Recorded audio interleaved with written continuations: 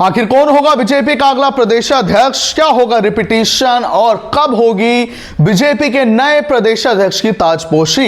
इसके अलावा अब किसके हाथों होगी पूरे देश की बीजेपी की कमान, यानी कि कौन होगा बीजेपी का अगला राष्ट्रीय अध्यक्ष जेपी नड्डा के बाद। और आखिर अब लोगों ने ऐसा क्यों कहना शुरू कर दिया है कि बीजेपी जो कि दिल्ली से पूरे देश की पॉलिटिक्स को साधती है, वो अब हरियाणा से पूरे देश की पॉलिटिक्स को साधेगी। ऐसा क्या होने जा रहा है, ये सब आपको हमारी इस खबर में बताएंगे। नमस्कार, आप देख रहे हैं टेकी दहाड़, मैं हूं आपके साथ ओम पाटिल।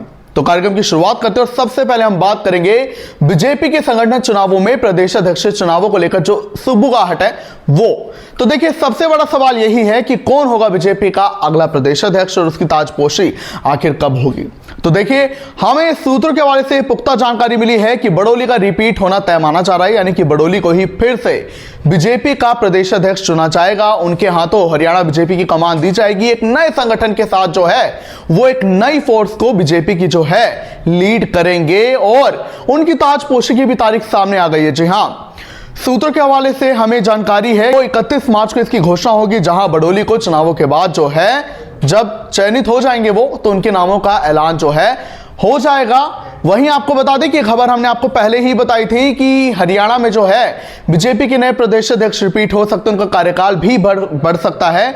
इसके अलावा जो है बड़ोली जो है उनकी ताजपोशी जो है मार्च के अंतिम दिन हो सकती है, क्योंकि निकाय चुनावों के संपन्न होने के बाद अब शपथ भी हो चुके हैं सभी मेयर और पार्षदों की। तो ऐसे में अब जो बचा है बीजेपी के लिए नया काम वो है संगठन के चुनाव का, चूंकि मंडल अध्यक्ष और जिला अध्यक्ष नियुक्त हो चुके हैं। जनवरी में तभी चुनाव हो जाना था, लेकिन बड़ोली पर दर्ज हुए रेप केस के चलते रफ्तार थोड़ी धीमी पड़ी थी। तो ऐसे में बड़ोली को फिर से प्रदेशाध्यक्ष चुना जा रहा है। तो सूत्रों के हवाले से हमें जानकारी है और उनकी ताजपोशी 31 मार्च को हो सकती है।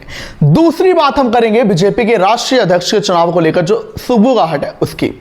तो देखिए, राष्ट्रीय अध्यक्ष का चुनाव होना है। अभी बीजेपी के जितने भी प्रदेशाध्यक्ष हैं पहले उनका चुनाव होगा, उसके बाद ये प्रदेशाध्यक्ष राष्ट्रीय अध्यक्ष के नाम पर मुहर लगाएंगे।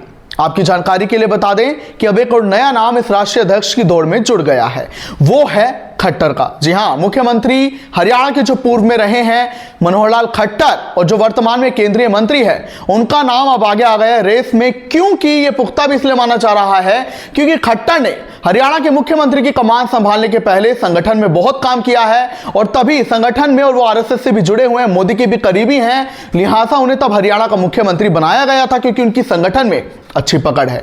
तो ऐसे में नए राष्ट्रीय अध्यक्ष का चुनाव होना है, तो उसमें खट्टर का नाम आगे चल रहा है और शायद खट्टर को अगला राष्ट्रीय अध्यक्ष चुना जा सकता है। तो ऐसे में खट्टर जो कि हरियाणा से आते हैं, तो अगर ये कहना गलत नहीं होगा कि शायद अब हरियाणा से ही पूरे देश की राजनीति सधे अगर खट्टर जो हैं राष्ट्रीय अध्यक्ष बनते। और दूसरी बात, ऐसा लोग इसलिए भी कह रहे हैं क्योंकि जहां हाल ही में बिहार दिवस हरियाणा में मनाया गया और चुनाव बिहार में है, तो इसे एक रणनीति के तौर पर देखा गया है।